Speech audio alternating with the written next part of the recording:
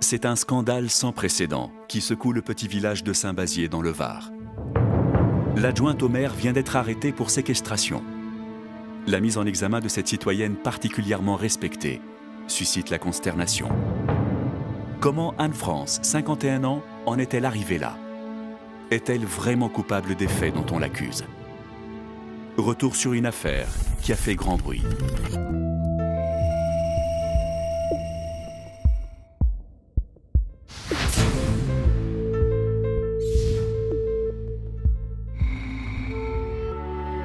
Pour comprendre ce fait divers qui a marqué la région tout entière, il faut revenir 2 semaines plus tôt.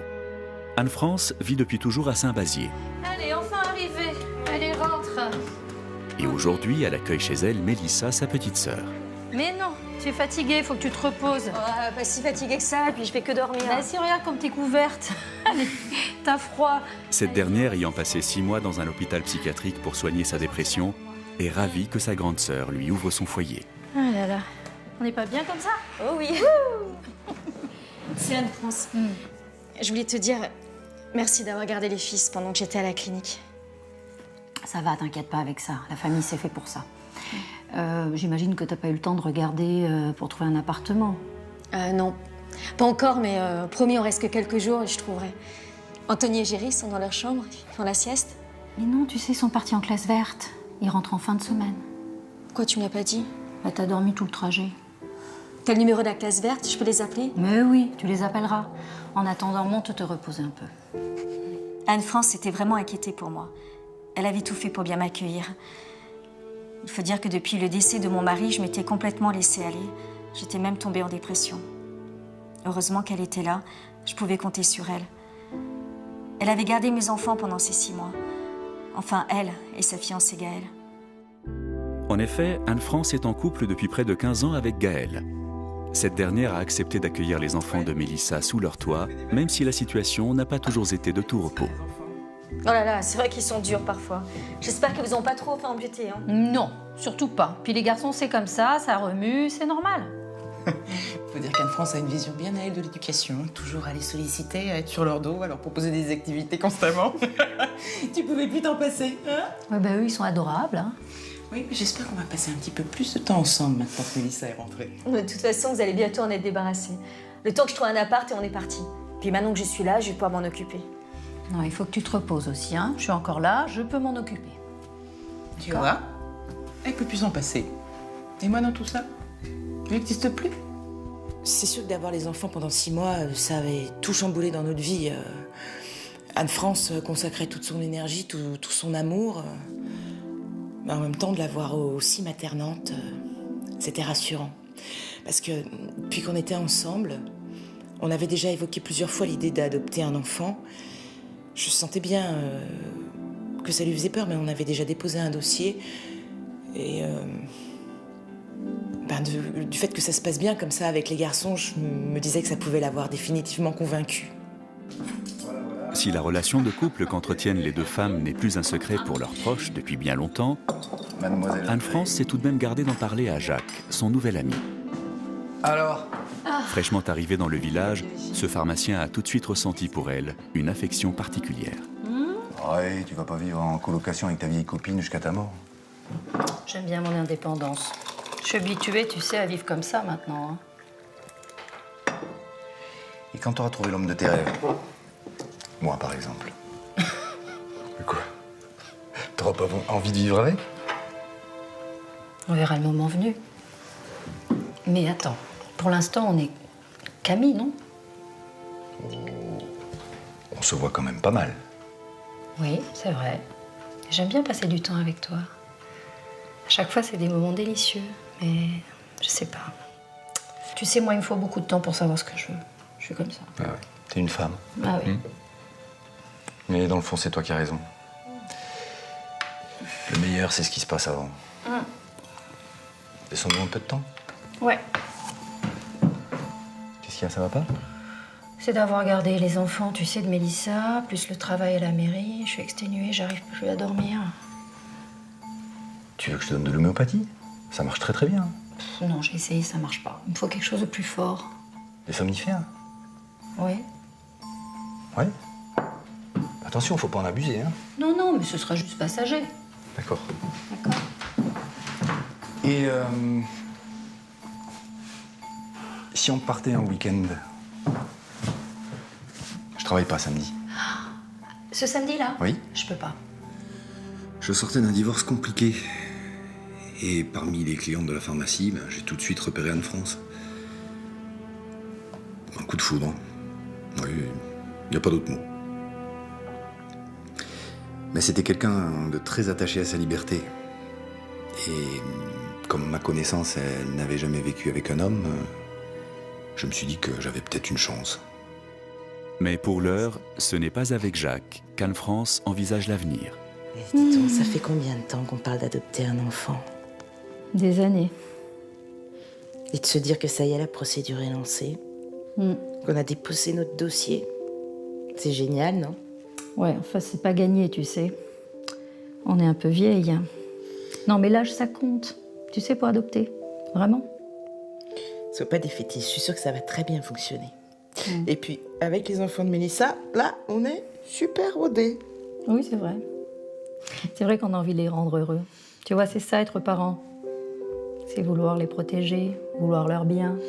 Je suis sûre qu'on en est largement capable, crois-moi. D'autant plus que le temps que Mélissa trouve un appartement, à mon avis, ils sont là pour un bon bout de temps. Hein. Oui, enfin bon, j'espère que ça va pas s'éterniser non plus, hein, parce que moi, ce que je veux surtout, c'est qu'on élève notre enfant. Et toi, y a pas un seul moment où tu te dis que c'est un peu tard d'adopter? Non? Pas une seule seconde, non. Ce projet d'adoption, elle avait toujours eu du mal à s'y faire. Hein. Un pas en avant, un pas en arrière. Mais cette fois, fallait que ce soit la bonne, fallait qu'elle tienne le coup, qu'elle arrête de se poser 10 000 questions. 15 ans de vie commune, je pensais que c'était largement suffisant pour se sentir prête à accueillir un enfant, non? Bien sûr, il y avait aussi les enfants de Mélissa, ils étaient adorables. C'était vraiment pas la même chose. Hein. On n'allait pas se contenter d'être des tatas modèles. Je voulais qu'on soit mère, nous aussi. Depuis qu'elle est arrivée chez sa sœur, Mélissa n'a pas eu de nouvelles de ses fils. Cela commence sérieusement à l'inquiéter. Tu m'as dit qu'ils rentraient quand encore de leur classe verte? En fin de semaine. Je veux que la porte de leur chambre ait été fermée à clé. Oui, c'est parce que, en fait, j'ai perdu la clé de la chambre. Si ça continue, je vais devoir appeler un serrurier. Et j'ai appelé le numéro aussi, ça répond pas. Oh bah, ils sont allés se faire une balade. J'ai commencé. T'aurais pas quelques affaires à eux? Je sais pas, moi, leur cahier de correspondance? Pour que je vois un peu leurs dernières notes? Bah non, parce que tout est dans la chambre. Je suis désolée. C'est à ce moment-là que j'ai commencé à me poser des questions. Je n'arrivais pas à joindre mes enfants et je ne voyais pas leurs affaires à la maison. C'était quand même inquiétant. Et puis il me manquait tellement. L'attitude d'Anne-France ne va pas tarder à en inquiéter plus d'un. Jacques semble avoir de plus en plus de mal à communiquer avec cette femme, qu'il espère pourtant conquérir. Tous les 4, on était en week-end à Montpellier. En week-end? Ah donc, tu peux trouver le temps de partir en week-end? Oui, Alors pourquoi tu veux pas partir avec moi? parce qu'on se connaît pas depuis longtemps. Puis j'ai peur de me retrouver en tête-à-tête. Non mais c'est vrai, ça fait longtemps que ça m'est pas arrivé. Mais alors partons avec les enfants, moi, ça me va bien, moi. Hein? J'ai un break familial en plus. Non mais moi je mélange pas, tu vois. Pour moi la famille c'est sacré. La famille, c'est sacré. Moi, je peux pas en faire partie de cette famille un tout petit peu. Faut voir. Non, je te jure, ce serait génial. Tous les 4 en week-end. Elle parlait tout le temps de sa famille, des enfants de sa sœur, mais jamais de mes propositions de week-end. Je voulais une place, moi, dans sa vie. Je n'allais pas rester le gentil pharmacien de village chez qui on va boire le thé, papoter. Le bon pote, quoi. La séduction, c'est génial, mais ça peut pas durer éternellement. Profitant d'être seule dans la maison, Mélissa a réussi à forcer la porte de la chambre de ses fils. Elle a besoin de voir les affaires de ses enfants. Mais ce qu'elle s'apprête à découvrir va la bouleverser. J'étais stupéfaite. Des jouets semblaient avoir disparu. Certaines de leurs affaires aussi. La chambre paraissait si vide. Et puis les photos, elles n'y étaient plus. C'était des photos que j'avais accrochées il y a 6 mois, lorsque je les avais déposées. Et le pire, c'est lorsque j'ai ouvert un de leurs cahiers de classe.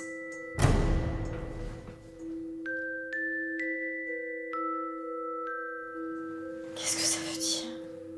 C'était l'écriture de mes enfants. Et cette phrase complètement folle sur toute une page. Ma sœur essayait de convaincre mes enfants que c'était elle leur vraie mère. Pendant 6 mois, Anne-France s'est occupée des enfants de sa petite sœur. Mais quelles sont ses véritables intentions? Au vu de ce qu'elle vient de découvrir, comment va réagir Mélissa?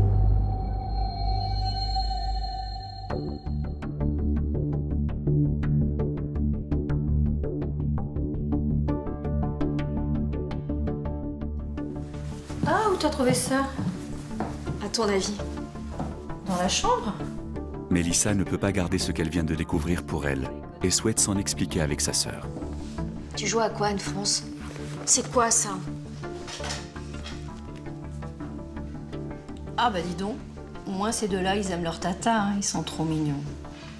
Tu te fous de moi? C'est toi qui les as obligés à écrire « Anne-France est ma maman ». Anne-France c'est ma maman, Anne-France c'est ma maman. Ça va pas, non? Arrête de penser des trucs pareils. Ça va pas? Et leurs affaires, elles sont où? Et les photos accrochées au mur, elles ont disparu. D'accord, c'est le drame. Alors, les photos. Les photos, elles sont là. Si t'avais bien regardé, je suis en train de refaire le papier peint de la chambre. Donc, les photos, elles sont ici.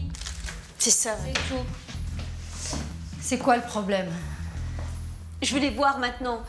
Je vais les appeler au téléphone. Eh ben, t'as le numéro, non? Je sais pas, moi, t'essayes et puis tu vas bien finir par tomber sur quelqu'un et voilà.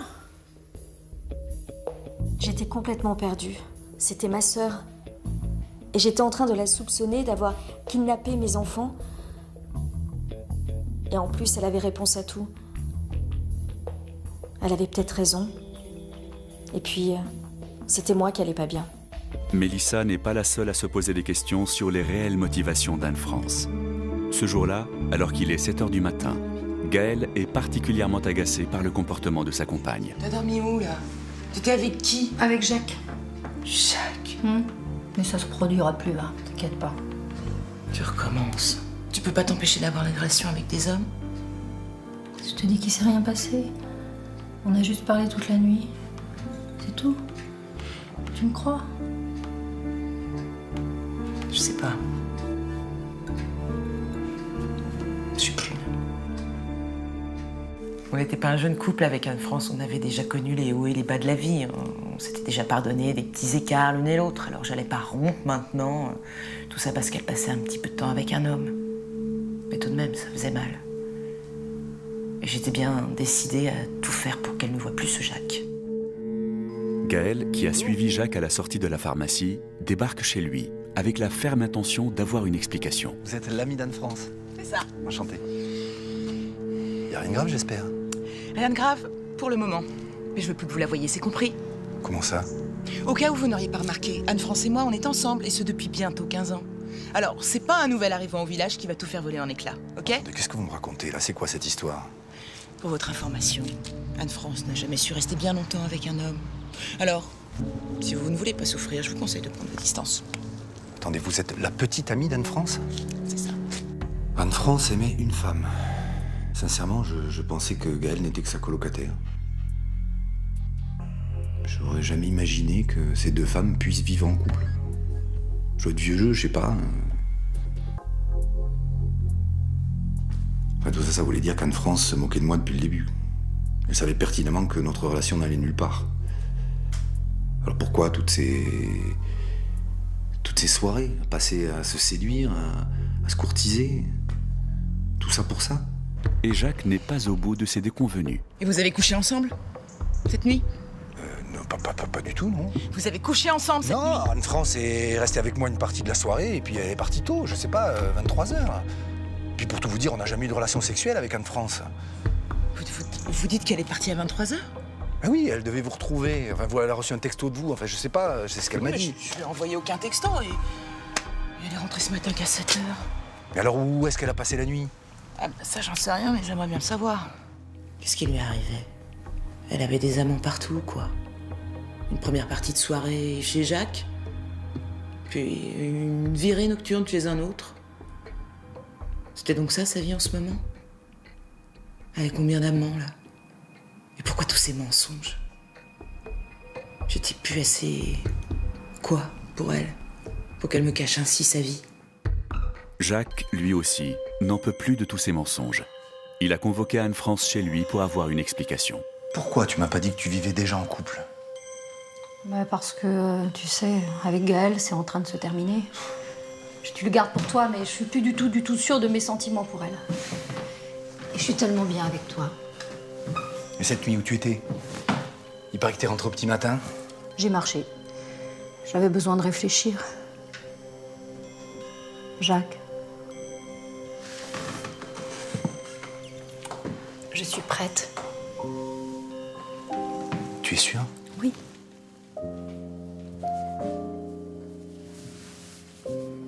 Et tu sais ce qui me ferait super plaisir? C'est que tu ailles chercher une bouteille de champagne, comme ça on se la boit ensemble. On passe la soirée ensemble. Tu bouges pas, hein? Non. Je reviens tout de suite. Je courais, je volais, c'était magnifique. Il m'a fallu 3 minutes pour ramener une bouteille de chez l'épicier, et puis quand je suis arrivé, ben... Anne-France! Anne-France? Anne-France! Elle était plus là. Et puis bon, c'est là que j'ai fait cette terrible découverte. Anne-France? Et que j'ai vu le vrai visage d'Anne-France. Elle était partie avec des dizaines de boîtes de neuroleptiques. Des trucs lourds. Hein. C'était dangereux ce qu'elle avait sur elle. Et pourtant, elle semblait pas en prendre. Elle n'avait pas les pupilles dilatées. Alors à qui elle donnait ça? Est-ce qu'elle faisait de la contrebande? En tout cas, elle se servait de moi depuis le début. Pourquoi Anne-France a-t-elle besoin de tous ces médicaments? Les suspicions de Jacques seraient-elles avérées? Le cas échéant, Jacques serait-il à l'origine de son arrestation?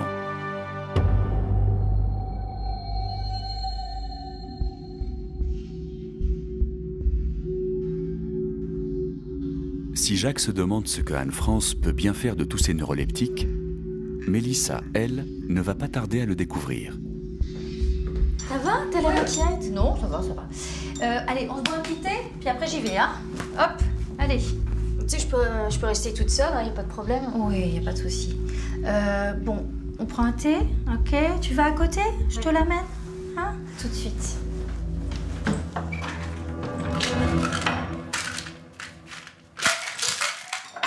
Qu'est-ce que tu fais? Mais c'est quoi ça? Ah. Des neuroleptiques?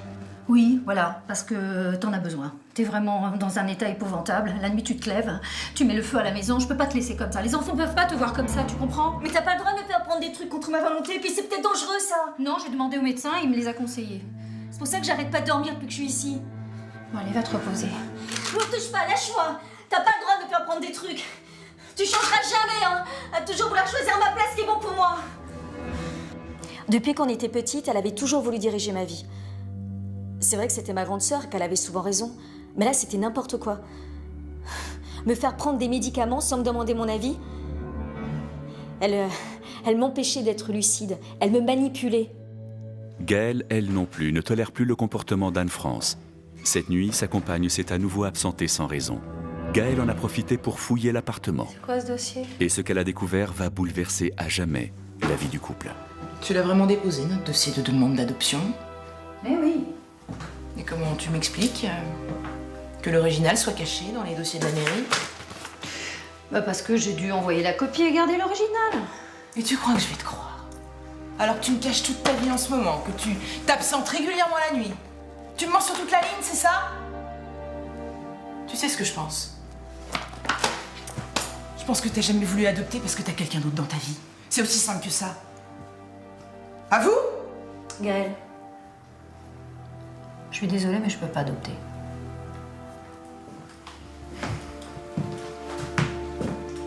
Tout est fini entre nous. Si tu me demandes de signer ces papiers, si c'est la condition, alors oui, je suis désolée, mais tout est fini entre nous, je suis désolée. Tu te bats même pas pour me récupérer. Non. Me convaincre de rester. Non, en plus, je te demande de partir. très bien. Anne-France m'avait menti pendant toutes ces années. Elle voulait pas d'enfant avec moi, ce projet commun était un leurre. Elle m'avait fait perdre mes plus belles années. Et maintenant, elle croyait qu'elle pouvait me chasser de sa vie comme ça, sur un coup de tête? Comment pouvait-elle espérer s'en tirer comme ça? Elle voulait briser ma vie. Et ben moi aussi, je pouvais briser la sienne.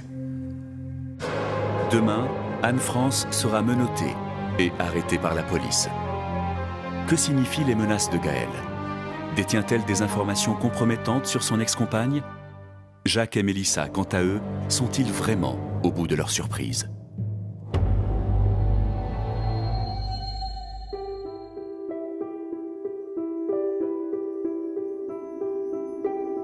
Mise à la porte par Anne-France, Gaël doit donc quitter la maison. Mais cette dernière est bien décidée à récupérer ce qui lui appartient avant de partir. Qu'est-ce que tu fais? Permets que je traîne un petit peu mes affaires, j'ai plein de papiers moi là-dedans. C'est le dossier d'Anne-France, hein? Ouais. Figure-toi qu'elle m'a laissé 24 heures pour quitter la maison. Tu sais tout. Comment ça? Elle veut pas d'enfant. Elle veut pas adopter. C'est un projet qu'on portait ensemble depuis si longtemps. Tout ça parce qu'elle a quelqu'un d'autre dans sa vie. Ah bon, t'es sûre? Imagine, ton compagnon s'absente toutes les nuits, sans justifier. Tu penserais quoi, toi? C'est sûr, mais c'est impossible. Vous pouvez pas vous séparer comme ça. Laissez-vous une chance. Ouais, si tu savais tout ce qu'elle me fait endurer en ce moment, vraiment, ta sœur, c'est vraiment pas quelqu'un de bien. Calme-toi, Gaël. Tu sais, moi aussi, elle me fait beaucoup de mal ces temps-ci. Mais c'est pas une raison pour tout foutre en l'air. Et puis tu sais, Anne-France, elle est comme ça, elle est sanguine.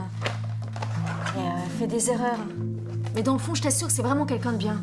Mélissa est loin d'imaginer que la fouille méthodique de Gaël va lui permettre de découvrir un document pour le moins inattendu et lourd de conséquences. C'est un courrier adressé à la préfecture.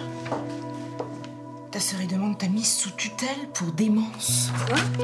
Dans ce courrier, Anne-France sollicitait les pouvoirs publics pour me faire interner. Elle évoquait ma prise de surdose en neuroleptiques et en somnifères, ainsi que mon incapacité à garder les enfants. À la fin de la lettre, elle en profitait pour demander la garde des enfants. Elle disait qu'il serait bien mieux avec elle qu'à la DAS. Ma sœur m'avait droguée pour obtenir les enfants. Les deux femmes sont convaincues à présent qu'Anne-France manigance quelque chose. Allô? Du coup, inquiète, Mélissa décide de téléphoner à l'école de ses fils. Et là encore, elle est confrontée à une terrible vérité. Quoi? Ils sont rentrés de la classe verte depuis plus d'une semaine. Leur mère est venue les chercher. Leur mère? Mais c'est impossible, je suis leur mère. Merci. Passe-moi le téléphone. Qu'est-ce qu'ils ont fait de mes enfants? Il faut déclencher une alerte enlèvement. Heureusement, les services de police avaient tout de suite pris très au sérieux notre appel. Et au retour d'Anne-France, le lendemain... Mais qu'est-ce qui se passe? Police, vous êtes en état d'arrestation. Pourquoi t'as fait ça? Pourquoi? Mais rends-moi mes enfants! C'est parce que tu crois, Mélissa, vraiment. Gaël, tu me pardonnes? J'ai fait ça pour le bien de tout le monde. J'avais pas le choix. Mélissa avait perdu son mari, donc le père de ses enfants, dans un accident de voiture. Et elle m'avait avoué à moi, et rien qu'à moi, avoir provoqué l'accident pour mettre fin à leur jour. J'ai pas voulu la dénoncer. J'ai pris peur pour les enfants. Elle était vraiment très dépressive. Alors, petit à petit, je me suis imaginé que j'allais la droguer pour favoriser sa mise sous tutelle et pour récupérer la garde des enfants. Je pouvais pas avouer la vérité à Gaël. Elle n'aurait jamais accepté cette démarche. Elle avait caché les enfants le temps que la procédure de mise sous tutelle aboutisse. Après, elle avait décidé de les élever. Elle prenait ça comme un devoir, mais c'était pas la bonne solution. On n'aide pas les gens comme ça, contre leur volonté. Ça sert à rien. Elle avait embauché Nounou pour s'occuper des enfants quand elle n'était pas là. Et certains soirs, elle devait se rendre à l'appartement pour remplacer la Nounou. J'étais abasourdi. Elle avait fait tout ça, elle avait pris toutes ces décisions dans l'intérêt des enfants. Enfin, qu'elle croyait. Mais pourquoi? pourquoi elle n'en a pas parlé à un médecin, à des professionnels? Heureusement que mes fils ne semblaient pas avoir été traumatisés par cette histoire. C'était elle qui était pas bien, pas moi. Comment avait-elle pu imaginer une seule seconde leur faire du bien en leur relevant leur propre mère? Lors de son procès, Anne-France expliquera qu'elle avait caché les 2 fils de Mélissa dans un appartement en périphérie du village. Par la suite, Anne-France sera condamnée à 3 ans de prison, dont 2 fermes, pour l'empoisonnement de sa sœur et la séquestration de ses enfants. Mélissa s'occupera de ses fils, dont la garde lui sera toujours accordée. Mais la jeune femme restera très suivie par le corps médical. Gaëlle, quant à elle, formulera une nouvelle demande d'adoption, mais seule cette fois. Au bout d'un très long combat, elle finira 3 ans plus tard par obtenir le droit d'élever un petit garçon de 2 ans. Quelques mois après cette affaire, Jacques, de son côté, retrouvera l'amour.